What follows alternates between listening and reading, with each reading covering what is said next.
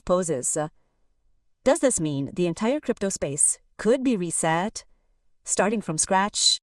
And can a currency that operates entirely on mobile truly surpass market giants like Bitcoin and Ethereum, winning the race for legitimacy and legality? To understand this story from the beginning, we need to take a step back and learn about this new law that's entered the arena in Europe and is turning everything upside down. This law, folks, is called MiCA. This name is very important to remember because it's literally changing the shape of the entire industry. Simply put, this is the first time in history that there's a clear and complete set of rules for everything related to crypto, and these rules apply in 27 European countries simultaneously. It's not just a law in one country, it's truly a global event. And this law, by the way, isn't designed to complicate things. Its goals are clear and very important: protecting investors, preventing market manipulation, and maintaining stability. In short, this law is like a filter, separating genuine projects from those that are just talk. Therefore, any project that can follow these rules is essentially getting an official seal of approval from Europe.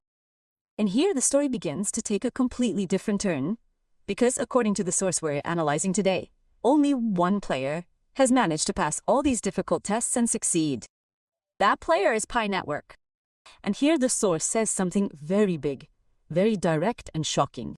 This quote says that Pi Network isn't just compliant with the law, it's the only legally compliant cryptocurrency in the entire European Union. Let's pause on that sentence for a moment. If this is true, we're talking history in every sense of the word, yabara. And this isn't just hot air. The source cites concrete proof, a full 36-page document submitted by Pi Network to European authorities. But more important than the page count is the official classification as crypto asset. This isn't just a name, it's a legal classification that opens doors that were completely closed. This table summarizes the whole situation very simply. Look at the comparison. Pi Network is in the compliant box. And the giants, Bitcoin and Ethereum, say not fully compliant yet. Even a huge platform like Binance doesn't have final licensing yet. This picture alone explains the legal breakthrough the source is talking about. Great, but this legal approval isn't just a pretty paper to hang in a frame. The big question is, how does this translate to real money and opportunities? That's what we'll see now. This roadmap shows us how the story goes. The journey began long ago with KYC, verifying user identity, and now we've reached the most important station, European approval. But all eyes are on what's next. The source points to a key date, November 28, 2025, as a possible start date for trading in Europe. This will be the final rehearsal before the biggest event, the launch of the Open Network for All. And here we come to the most important point of the whole subject. This legal clarity, according to the source, breaks the biggest barrier that was stopping big companies and scaring them from the crypto world, which is the fear of legal problems. Imagine a big car company that wants to accept payment in digital currency, but is afraid that tomorrow the government will issue a decision that this currency is illegal. This situation completely eliminates fear, providing reassurance. It's no longer just theoretical talk. The source specifically names huge companies that may be the first to use Pi as payment. We're talking about names like BMW and Mercedes in the automotive sector, as well as tech and AI companies. This is a huge shift, transforming the currency from just a digital asset to part of the real economy we deal with every day. But the ambition, as the source says, is much bigger than just payment and purchase.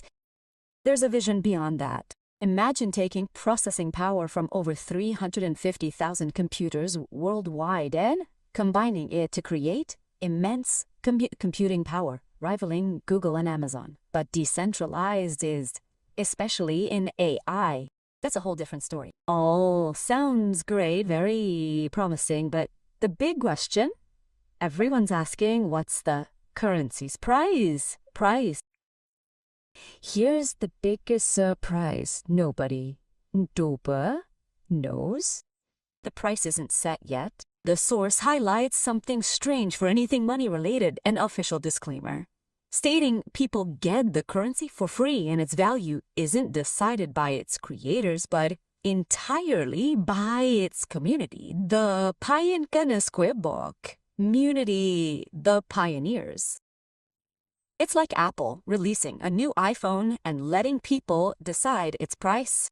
To understand why, we must quickly differentiate between two token types. Security tokens, like stock shares, whose value fluctuates based on speculation, and utility tokens, like phone recharge cards, valued by the service they provide. The source classifies Pi network as the latter, meaning its real value lies in its actual use. Ultimately, value isn't determined in a board meeting, but through global user consensus. If we all agree 1 Pi buys a coffee, that's its price.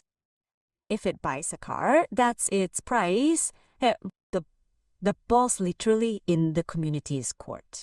To summarize, 2 points. First, the legal framework. Adsicht. The source says Pi network is legitimate and ready for the European market. Second, economic value. A blank page. The community will pick up the pen and write the price they see fit. That's the story. So all this leaves us with a big question. Are we seeing the start of a new kind of money, a future controlled by the people? Or is this just a bold financial experiment, but with risks?